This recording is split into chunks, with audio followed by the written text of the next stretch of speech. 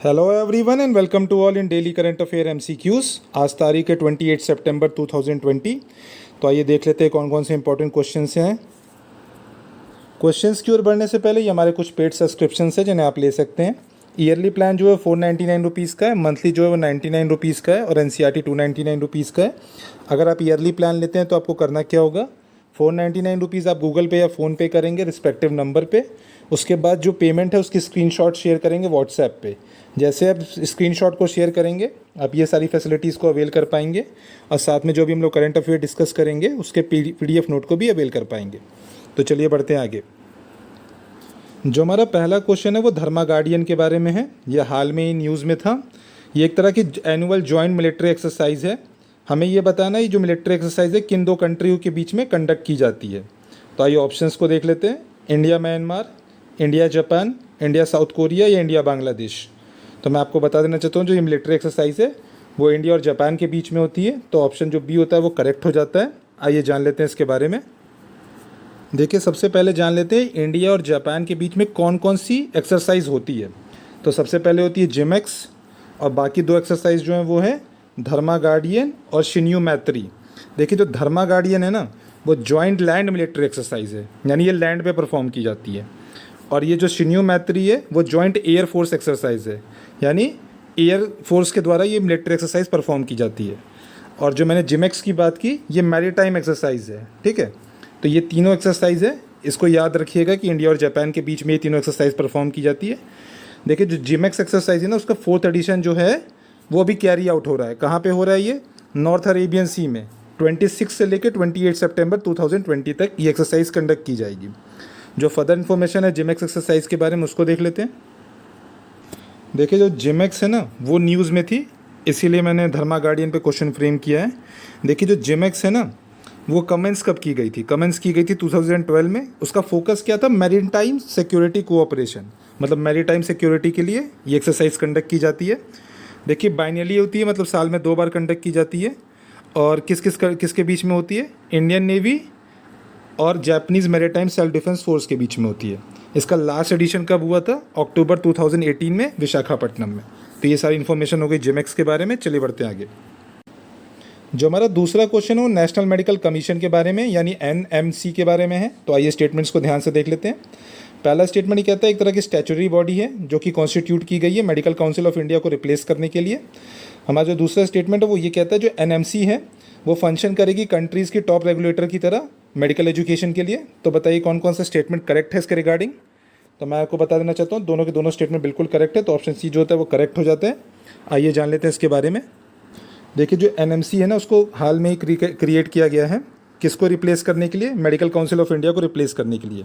ये gadget notification की तरह नोटिफाई किया गया है, किसके द्वारा, ministry of health and family welfare के द्वारा।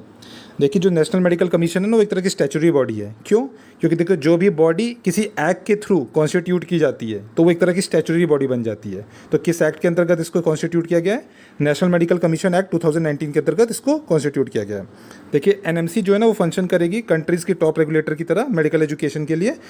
और इसके जो एनएमसी है उसके 4 सेपरेट ऑटोनोमस बोर्ड हैं। कौन कौन से बोर्ड हैं वो, under graduate medical education, post graduate medical education, medical assessment and rating, ethics and medical registration.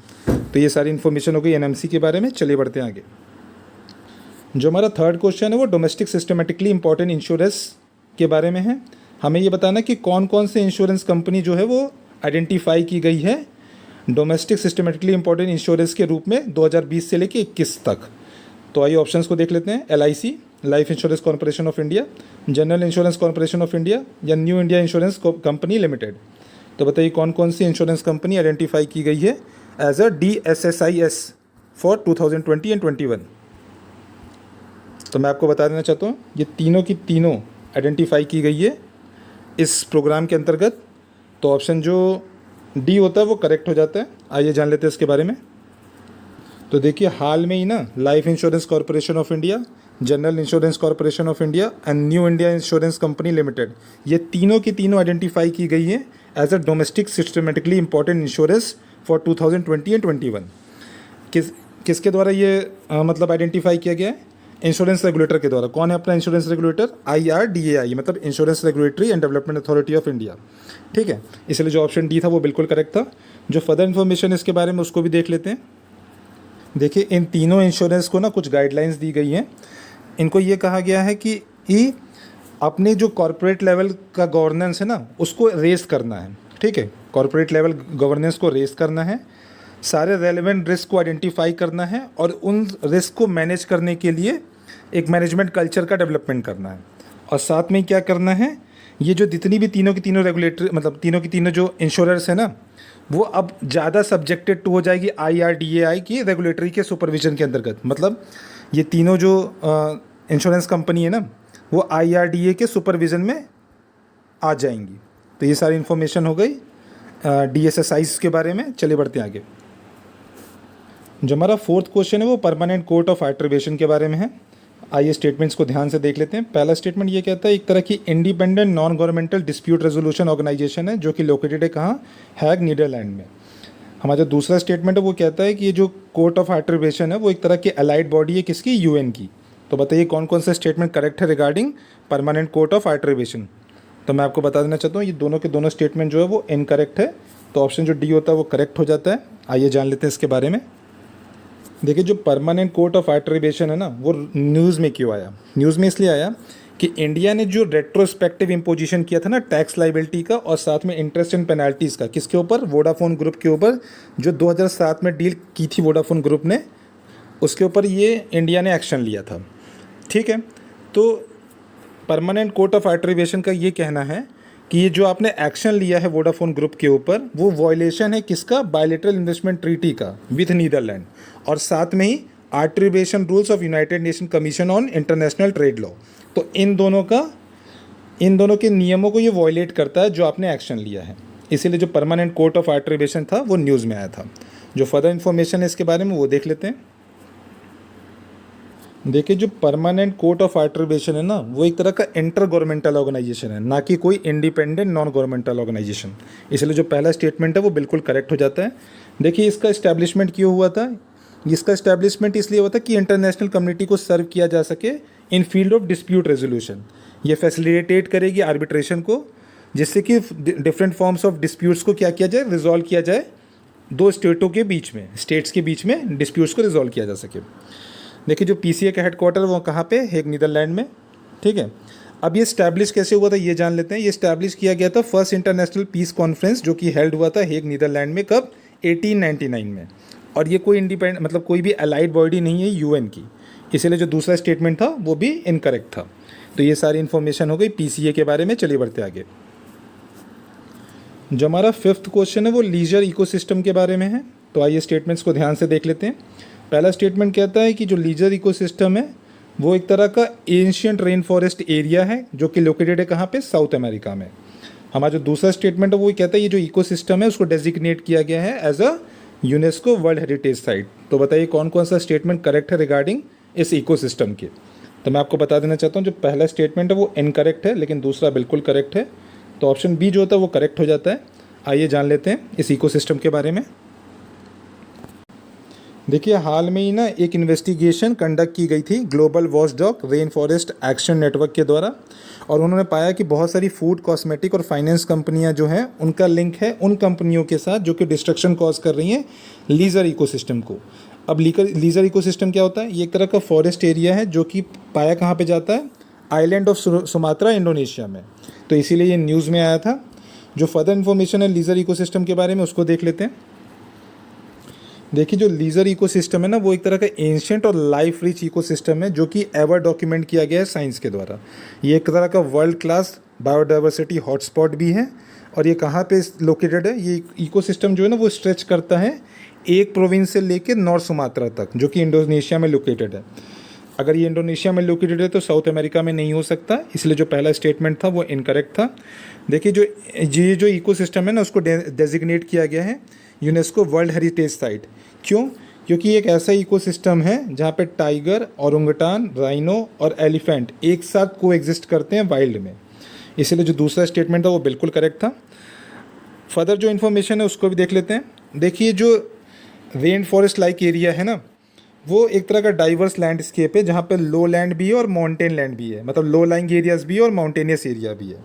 ये कवर करता है 1,85,000 हेक्टेयर एरिया को, ठीक है। यहाँ पे इंडस्ट्रियल डेवलपमेंट के ऊपर बात करें तो यहाँ पे palm oil, pulp, paper plantation and mining, ये सारी इंडस्ट्रियल डेवलपमेंट कंटिन्यू है जो कि थ्रेटन करते हैं इस एंटायर इको सिस्टम को। तो ये सारी इन्फॉर्मेशन हो गई लेज़र इको सिस्टम के बारे में। चलिए बढ़ते हैं आगे। जो हमारा 6th क्वेश्चन है उसमें कुछ स्टेटमेंट्स मेंशन किए हैं, तो आइए स्टेटमेंट्स को ध्यान से देख लेते हैं। पहला स्टेटमेंट ये कहता है जो प्रिसाइडिंग ऑफिसर होता है, स्पीकर या चेयरमैन हाउस का, वो प्रोग्यू कर सकता है हाउस को वाइल इन सेशन। हमारा जो दूसरा स्टेटमेंट है वो ये कहता है जो प्रेसिडेंट है वो एम्पावर्ड है लोकसभा को डिसॉल्व करने के लिए। तो बताइए कौन कौन सा स्टेटमेंट करेक्ट है। तो मैं आपको बता देना चाहता हूँ जो पहला स्टेटमेंट है वो इनकरेक्ट है, लेकिन दूसरा बिल्कुल करेक्ट है, तो ऑप्शन बी जो होता है वो करेक्ट हो जाता है। आइए जान लेते हैं इसके बारे में। देखिए हाल में ना लोकसभा को एडजर्न सिनेटाई कर दिया गया है, ठीक है, और ये माना जाता है कि ये जो सेशन था वो शॉर्टेस्ट सेशन था इंडियन पार्लियामेंट्री हिस्ट्री में। देखिए पार्लियामेंट की सिटिंग को हम कैसे टर्मिनेट कर सकते हैं, एडजर्नमेंट सिनेटाई, प्रोपोगेशन और डिसोल्यूशन की मदद से। डिसोल्यूशन किसके केस में होगा, लोकसभा के केस में होगा, क्योंकि राज्यसभा जो है परमानेंट बॉडी है। एडजर्नमेंट की बात करें तो एडजर्नमेंट क्या करता है, सिटिंग में जो वर्क होता है ना उसको सस्पेंड कर देता है स्पेसिफाइड टाइम के लिए। वो आवर्स भी हो सकते हैं, डेज भी हो सकते हैं, वीक्स भी हो सकते हैं। लेकिन एडजर्नमेंट सिनेटाई के केस में क्या होता है, इस केस में क्या होता है जो सिटिंग होती है ना पार्लियामेंट की उसको टर्मिनेट कर दिया जाता है इनडेफिनेट पीरियड के लिए, मतलब रीअसेंबली के लिए कोई डेट या टाइम फिक्स नहीं किया जाता, ठीक है। जो फर्दर इन्फॉर्मेशन है इसके बारे में वो देख लेते हैं। देखिए जो एडजर्नमेंट और एडजर्नमेंट सिनेटाई की पावर होती है ना वो प्रिसाइडिंग ऑफिसर के पास होती है। वो स्पीकर भी हो सकता है, चेयरमैन भी हो सकता है। स्पीकर लोकसभा के केस में, चेयरमैन राज्यसभा के केस में, ठीक है। लेकिन जो प्रोपोगेशन की पावर होती है ना while the house in session, वो प्रेसिडेंट में रिलाई करती है, ना कि प्रिसाइडिंग ऑफिसर में। इसीलिए जो पहला स्टेटमेंट था वो इनकरेक्ट हो जाता है। अब देखिए प्रोपोगेशन करता कैसे प्रेसिडेंट एक क्या करता है, नोटिफिकेशन इशू करता है कि हाउस का जो प्रोपोगेशन है हाउस को जो है प्रोपोगेट कर दिया जाए जब उस पर्टिकुलर हाउस का जो बिजनेस है वो कंप्लीट हो जाए उस पर्टिकुलर सेशन में। जैसे ही इशू नोटिफाई किया जाता है, प्रिसाइडिंग ऑफिसर जो क्या करता है हाउस को एडजर्न सिनेटाई डिक्लेयर कर देता है। जो फर्दर इन्फॉर्मेशन है डिसोल्यूशन के बारे में उसको देख लेते हैं। देखिए डिसोल्यूशन केवल लोकसभा हो सकती है क्योंकि राज्यसभा एक परमानेंट बॉडी है, मैंने बता ही दिया आपको, ठीक है। और जो प्रेसिडेंट है ना उसी के पास ये पावर है कि वो लोकसभा को डिसॉल्व कर सकता है, ठीक है। तो ये सारी इन्फॉर्मेशन हो गई एडजर्नमेंट के बारे में। चलिए बढ़ते आगे। जो हमारा 7th क्वेश्चन है वो डेफिसिट फाइनेंसिंग के बारे में है। हमें ये बताना है कि अगर गवर्नमेंट जो वो डेफिसिट फाइनेंसिंग को करती है तो क्या क्या चीज़ें ऑकर हो सकती है इकोनॉमी में। तो आइए देख लेते हैं कौन कौन से ऑप्शंस हैं। Rise in employment rates, inflation, increase in money supply, increase private investment. तो बताइए कौन कौन सी चीज़ें ऑकर होंगी डेफिसिट फाइनेंसिंग की वजह से। तो मैं आपको बता देना चाहता हूँ ये चारों के चारों ऑकर होंगी डेफिसिट फाइनेंसिंग की वजह से। तो ऑप्शन जो डी होता है वो करेक्ट हो जाता है। आइए जान लेते हैं डेफिसिट फाइनेंसिंग के बारे में। देखिए जो इकोनॉमिक्स के क्वेश्चन होते हैं ना वो बहुत ही ईजी हो जाते हैं अगर आपका कॉन्सेप्ट क्लियर हो। मैं ये जानना चाहता हूँ कि कौन कौन से ऐसे एस्पिरेंट हैं जो इकोनॉमिक्स को याद करने की कोशिश करते हैं। अगर आप याद करने की कोशिश करते हैं तो आप मुझे कमेंट सेक्शन में मेंशन करके बताइए कि मुझे इकोनॉमिक्स समझ में नहीं आती है, मैं उसको याद करने की कोशिश करता हूँ, ठीक है। क्योंकि अगर आप इसको याद करने की कोशिश करेंगे तो वो इम्पॉसिबल है। हाँ, लेकिन अगर आपके पास कॉन्सेप्ट क्लियर है तो आप क्वेश्चंस को ईजिली सॉल्व कर सकते हैं। याद करने से आपको इकोनॉमिक्स याद हो सकती है, लेकिन जो यूपीएससी जो क्वेश्चन पूछती है ना वो कॉन्सेप्ट बेस पे पूछती है, ना कि जो आप याद करके आओगे जो बुकिश इन्फॉर्मेशन होती है उस पर कभी क्वेश्चन नहीं फ्रेम करती। तो हमेशा क्या होगा, आप याद करने के बाद जब क्वेश्चंस को सॉल्व करोगे ना तो ऑप्शन देख के आपको समझ में नहीं आएगा कि ये ऑप्शन करेक्ट है या इनकरेक्ट है, ठीक है। तो आप याद करने से अच्छा उसको समझने की कोशिश करें। देखिए यही जो जैसे ये क्वेश्चन है ना ये बहुत आसानी से समझा जा सकता है और इसको कॉन्सेप्ट के बेसिस पे सॉल्व किया जा सकता है। अगर आप इसको याद करने बैठोगे तो नहीं हो पाएगा ये। चलिए अब डेफिसिट फाइनेंसिंग क्या होता है वो जान लेते हैं। देखिए डेफिसिट फाइनेंसिंग का मतलब क्या है, डेफिसिट का ही मतलब यही है कि आपका एक्सपेंडिचर हाई है और इनकम लो है, ठीक है। अगर मान लीजिए गवर्नमेंट ऑफ इंडिया है उसका एक्सपेंडिचर हाई है और इनकम जो है वो लो है। अब देखिए हम लोग डेवलपिंग कंट्री हैं तो ऑब्वियस सी बात है एक्सपेंडिचर हाई होता है हमेशा, क्योंकि हम लोग बहुत सारी वेलफेयर स्कीम चलाते हैं, गरीबों के लिए कल्याण के लिए बहुत सारे काम करते हैं, उनकी मेडिकल फैसिलिटीज़ के लिए बहुत सारा काम करते हैं। तो एक्सपेंडिचर जो होता है ना वो हमेशा गवर्नमेंट का हाई होता है इन कंपैरिजन टू इनकम, ठीक है। तो जब भी एक्सपेंडिचर हाई होगा और इनकम लो होगी तो गवर्नमेंट क्या होगी, डेफिसिट में चली जाएगी। ये अपने केस में भी आप समझ सकते हैं, आपकी इनकम कम है लेकिन एक्सपेंडिचर हाई है तो आप हमेशा डेफिसिट में रहोगे। तो पहले क्या करती थी गवर्नमेंट, गवर्नमेंट जब भी डेफिसिट में जाती थी तो वो क्या करती थी, आरबीआई से रिक्वेस्ट करती थी कि आप ऐसा करो, फ्रेश करेंसी प्रिंट कर दो। तो आरबीआई क्या करती थी, फ्रेश करेंसी को प्रिंट करती जाती थी। प्रिंट करने के बाद उस करेंसी से जो होता था डेफिसिट को ब्रिज कर लिया जाता था। लेकिन इससे होता क्या था, जब करेंसी बहुत ज़्यादा हो जाती है ना इकोनॉमी में, तो करेंसी की जो वैल्यू होती है वो डिप डाउन कर जाती है इंटरनेशनल मार्केट में। तो इससे क्या होता था कि जो इंडियन मनी की जो वैल्यू है इंटरनेशनल मार्केट में वो धीरे धीरे कम होती जाती थी। और धीरे धीरे ये क्या हो गया, गवर्नमेंट की आदत भी बन गई। गवर्नमेंट स्टेप्स और मेजर्स नहीं लेती थी इस डेफिसिट को कम करने के लिए। उनको जब लगता था अच्छा डेफिसिट हो गया, चलो आरबीआई से रिक्वेस्ट करते हैं कि नई करेंसी को प्रिंट कर दिया जाए जिससे कि डेफिसिट को ब्रिज किया जा सके। तो ये जो आदत थी ना, वो हैबिट, वो बिल्कुल गलत थी इकनॉमी के लिए। तो इसीलिए क्या किया, बाद में समय के साथ कुछ मेजर्स लिए गए इन डेफिसिट को ब्रिज करने के लिए। तो जो फर्दर इन्फॉर्मेशन है उसको देखते हैं। देखिए अब जो है गवर्नमेंट क्या करती है, पहले तो फ्रेश करेंसी प्रिंट करा लेती थी आरबीआई से। अब क्या करती है, जो बैलेंस बचा है ना सेविंग के रूप में गवर्नमेंट के पास, वहाँ से बैलेंस को विड्रॉ कर लेती है या आरबीआई से बोरो कर लेती है कुछ समय के लिए। लेकिन अब दोनों के केस में चाहे बोरो करे चाहे विड्रॉ करे तो ऑब्वियस सी बात है कि डेफिसिट कम नहीं होता, किसी तरह से ब्रिज कर लिया जाता है उधार लेके, जिसको बाद में गवर्नमेंट को रीपे भी करना पड़ता है आरबीआई को। चलिए ठीक है, लेकिन अगर मान लीजिए ब्रिज हम ऐसे भी कर लेते हैं तो ऐसे ब्रिज करने के बाद इम्प्लीकेशन क्या क्या होंगे इकनॉमी के ऊपर, वो भी देख लेते हैं। ऑब्वियस सी बात है, अगर आप आरबीआई से बोरो करोगी तो जो न्यू मनी है वो सर्कुलेशन में आ जाएगा। और ऑब्वियस सी बात है कि अगर मार्केट में न्यू मनी इंट्रोड्यूस होता है तो उससे कुछ ना कुछ इफेक्ट पड़ेगा इकनॉमी पे। तो क्या इफेक्ट पड़ेगा, पहले देख लेते हैं। ऑब्वियस सी बात है कि अगर आपके पास पैसा ज़्यादा आ जाएगा तो आप ज़्यादा खर्च करने की कैपेसिटी हो जाएगी, क्योंकि मनी में मार्केट में मनी इंट्रोड्यूस हो गया है। तो ऑब्वियस सी बात है आपकी परचेजिंग कैपेसिटी बढ़ जाएगी, डिमांड उतनी ही रहेगी। तो डिमांड बढ़ जाएगी, सप्लाई उतनी ही रहेगी। सप्लाई उतनी ही रहेगी तो क्या होगा, इन्फ्लेशन कॉज होगा।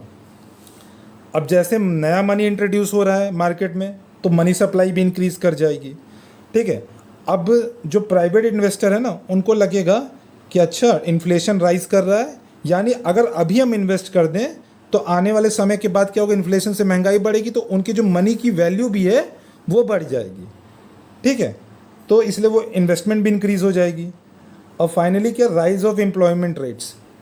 एम्प्लॉयमेंट रेट्स के बारे में बात कर लें। देखिए जो डेफिसिट फाइनेंसिंग का तरीका है ना, वो क्या करता है, गवर्नमेंट के एक्सपेंडिचर को भी इंक्रीज़ करता है। बार बार डेफिसिट इंक्रीज़ होगा, बार बार गवर्नमेंट जो क्या करेगी, बोरो कर लेगी आरबीआई से, तो उसका एक्सपेंडिचर कभी नहीं कम होगा। और जब आपको पता है कि गवर्नमेंट एक्सपेंडिचर इंक्रीज़ होता है तो मल्टीप्लायर इफेक्ट को जन्म देता है। तो उसमें क्या होगा, किसके किसके ऊपर इफेक्ट आएगा, सेविंग के ऊपर आएगा, नेशनल इनकम के ऊपर आएगा और एम्प्लॉयमेंट के ऊपर भी आएगा।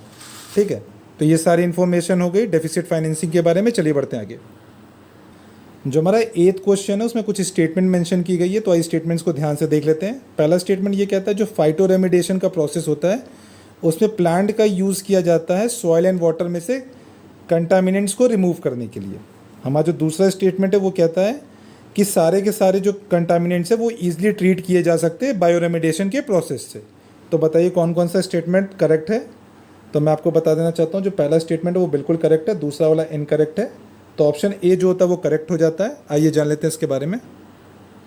देखिए जो बायो रेमिडिएशन का प्रोसेस है ना, वो एक तरह का ट्रीटमेंट है जिसमें नेचुरली ऑकरिंग ऑर्गेनिजम्स का यूज़ किया जाता है हजार्डियस सब्सटेंसेस को टॉक्सिक या नॉन टॉक्सिक सब्सटेंसेस में ब्रेक डाउन करने के लिए। ठीक है, ये जो माइक्रो ऑर्गेनिजम्स हैं वो यूज़ किए जा सकते हैं ऑर्गेनिक कंटामिनेंट्स को सॉइल, ग्राउंड वाटर, स्लज और सॉलिड्स में डिग्रेड करने के लिए। ठीक है, और ये जो बायो रेमिडिएशन का प्रोसेस है वो इन सीटू भी किया जा सकता है और एक्स सीटू भी किया जा सकता है, दोनों जगह इसको कंडक्ट किया जा सकता है। जो फाइटो रेमिडिएशन के बारे में बात करें तो फाइटो रेमिडिएशन में क्या होता है कि ये प्लांट्स का यूज़ किया जाता है सॉइल एंड वाटर में से कंटामिनेंट्स को रिमूव करने के लिए।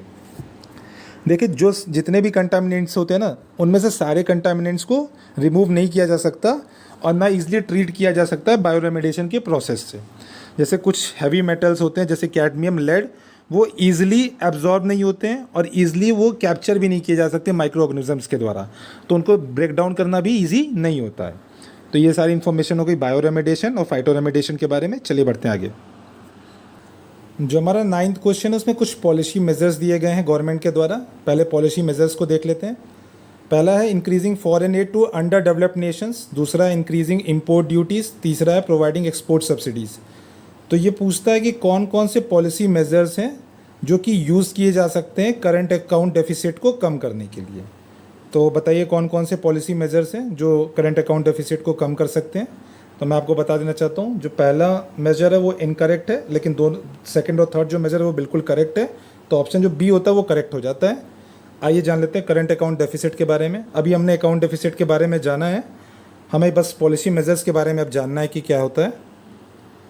देखिए मैंने अभी आपको बता दिया ना कि डेफिसिट कैसे होता है। अगर आपका एक्सपेंडिचर हाई है और इनकम कम है, यानी रेवेन्यू रिसिप्ट कम है लेकिन रेवेन्यू एक्सपेंडिचर ज़्यादा है, तो उस केस में क्या होगा, आप डेफिसिट में चले जाते हो। तो अगर करंट अकाउंट के केस में ऐसा होगा तो ये करंट अकाउंट डेफिसिट का पार्ट हो जाएगा। ठीक है, अब हम जान लेते हैं कि कौन कौन से पॉलिसी मेजर्स जो हैं वो करंट अकाउंट डेफिसिट को कम कर सकते हैं। पहली बात हो गई फॉरेन एड की। देखिए अगर आप फॉरेन एड, मान लीजिए इंडिया जो है बांग्लादेश को फॉरेन एड देता है, तो फॉरेन एड एक तरह का ग्रांट हो गया। मैंने कुछ दिन पहले रेवेन्यू एक्सपेंडिचर और कैपिटल एक्सपेंडिचर के बारे में बताया था। तो रेवेन्यू एक्सपेंडिचर का पार्ट होता है ग्रांट और एड। अब क्या होता है कि मान लीजिए आप जो एड देंगे वो एक ग्रांट के फॉर्म में रहेगी, वो आपको रिटर्न नहीं मिलनी है। हाँ, अगर आप लोन के फॉर्म में देते तो वो आपको इंटरेस्ट के साथ वापस मिलता। ठीक है, लेकिन यहाँ पे हम क्या दे रहे हैं, एड दे रहे हैं। तो एड जो होती है वो रिटर्न नहीं होती। तो वो एक तरह से क्या होगा कि हमारा एक्सपेंडिचर जो इंक्रीज़ हो रहा है, यानी रेवेन्यू एक्सपेंडिचर हमारा जो है इंक्रीज़ हो रहा है। तो अगर इंक्रीज़ हो गया हमारा एक्सपेंडिचर तो ऑब्वियस सी बात है वो करंट अकाउंट डेफिसिट को ब्रिज नहीं करेगा, यानी ब्रिज करने की जगह बढ़ा देगा उल्टा। ठीक है, जो फर्दर इन्फॉर्मेशन है उसको देखते हैं। देखिए जो बाकी दो पॉलिसी मेजर्स थे वो इम्पोर्ट ड्यूटीज़। ऑब्वियस सी बात है कि अगर मान लीजिए यूएसए से कोई सामान आ रहा है इंडिया और हमने उस पर इम्पोर्ट ड्यूटी बढ़ा दी तो हमारा क्या होगा, इनकम बढ़ जाएगा, क्योंकि ड्यूटी तो एक तरह का टैक्स है जो इंक्रीज़ करता है हमारे इनकम को। तो ऑब्वियस सी बात है ये करंट अकाउंट डेफिसिट को कम करेगा। प्रोवाइडिंग एक्सपोर्ट सब्सिडीज़, मतलब हम एक्सपोर्ट को इंक्रीज़ करने के लिए सब्सिडाइज़ कर रहे हैं अपने एक्सपोर्टर को। ठीक है, यानी मदद कर रहे हैं। तो ऑब्वियस सी बात है, मान लीजिए हमने एक्सपोर्ट सब्सिडी प्रोवाइड की, ये एक तरह का एक्सपेंडिचर ही है, लेकिन एक्सपोर्ट सब्सिडी प्रोवाइड करने से क्या होगा, हमारा एक्सपोर्ट इंक्रीज़ कर जाएगा। और हमारा अगर एक्सपोर्ट इंपोर्ट से ज़्यादा हो जाता है तो हम करंट अकाउंट के डेफिसिट के केस में नहीं आएंगे।